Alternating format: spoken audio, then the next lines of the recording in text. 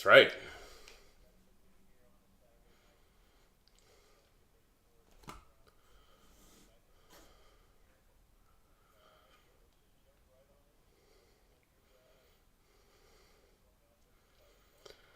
Well, there's a lot of things that we need to get done on the offensive side. We've been playing very well there, but we need to have success there. This is a good team, and we need to establish our rhythm early in this one.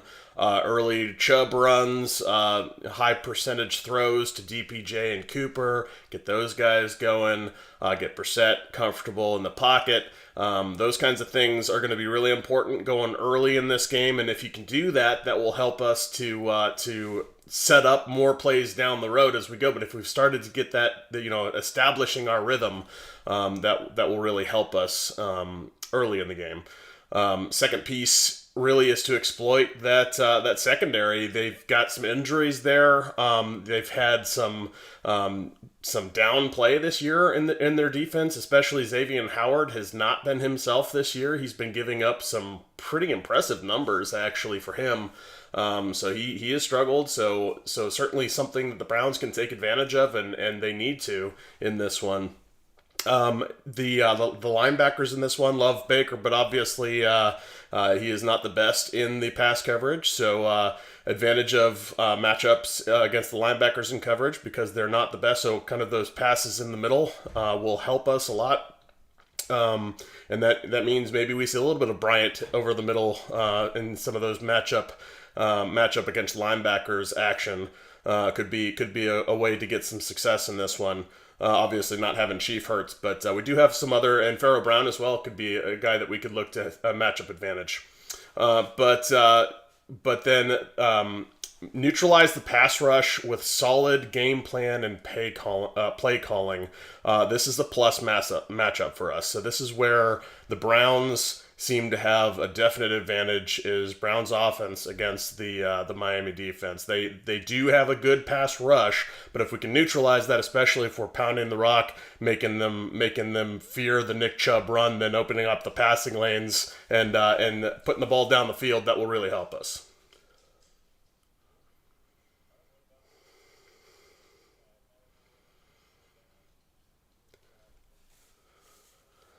Oh man, well let me tell you, this one is going to start with pressuring Tua, live kind of in his lap and kind of invade his bubble, if you will. The more that we are able to continually pressure Tua, the better off we're going to be in this one.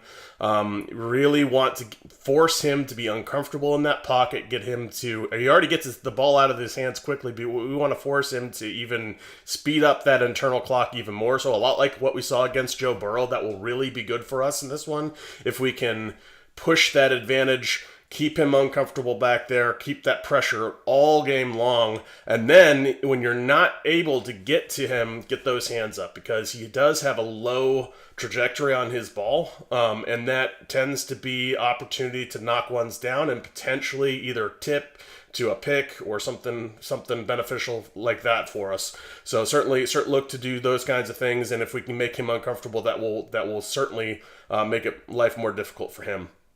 And then for the next key here is really careful management of the rules and assignments to contain Hill and Waddle. You're not going to stop them, but you need to somehow, keep everything in front of you as much as you possibly can. When they get the ball, make sure you tackle them, and then contain that threat because they're gonna get. I mean, they're too good not to. They're gonna get some production. But as much as we can contain that is going to behoove us. And then the last piece of this is really just fundamental defense, really making sure that we are sounded with our fundamentals, and then we have to have that open field tackling has got to be a strong suit for us in this one.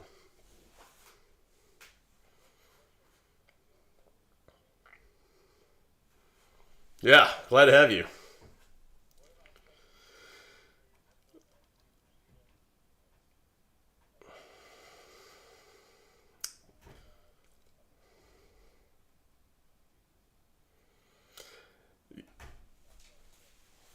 Yep. Well, they can't beat the weakest link, that's for sure. We need them to at least be neutral. So at a minimum, we can't have those kind of mistakes. It's got to be solid execution on the special teams. But we need them to come through in the clutch. There's going to be something that's going to happen, special teams in the game. We're going to need them to come through in the clutch. I don't know what that's going to be, but we're going to need it. And that's going to be important that they find a way to get that done. And then no blocked kicks. We can't afford blocked kicks. We've seen too many of those of late, and that has got to be cleaned up.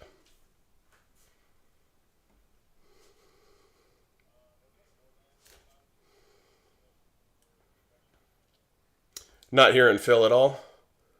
Hold on a second. Like I said, first time trying this. Let me do it this way and see if they hear you this way. Slightly different on our graphic, but it doesn't really matter. It's okay. Anyway, so it may just be the way that I have my OBS sources set up. Yeah, so it was my OBS sources. I didn't have them quite set up right on the one I was using with the graphics. So I'm back. It's all right. All I did was introduce offensive keys and defensive keys, and now special teams keys, and now predictions. All right. Well, I have some overall keys as well. That overall keys as well, yes. Some real quick overall keys. So first of all, we've been talking about this one a little bit already, but obviously the Bengals game was a big boon for us.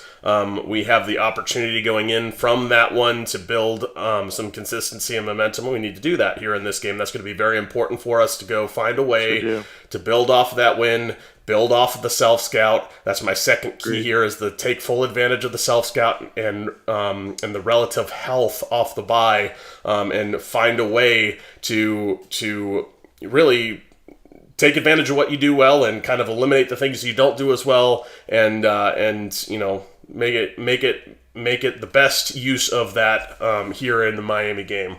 And then the last key is pretty much a key for any game, but it's going to be execute for 60. Absolutely, and something that they have not done a lot of. No, they did against the Bengals. Game sort of felt that way, and then that Bengals game did as well. So, all right, official Nagy on Sports prediction for tomorrow. Well, I think this one is going to be high scoring. I don't think it's necessarily going to come down to the wire. I think there may be some late touchdowns for Miami, kind of in garbage time. But I think this one is probably a 31-27 Browns win. Okay, 31-27. You heard it here first.